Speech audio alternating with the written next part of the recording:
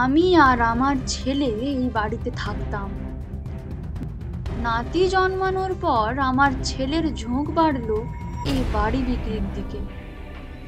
সে সব সময় বলতো, এই পুরনো সেকেলে বাড়ি আর কতদিন আঁকড়ে ধরে থাকবে?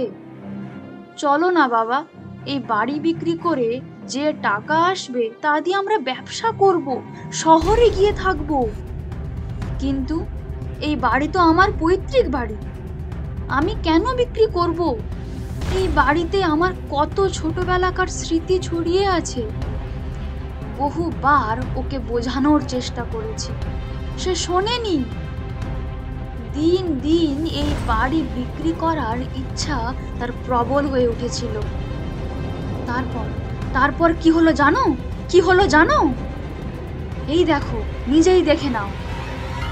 কথাটি বলার সঙ্গে সঙ্গে লোকটি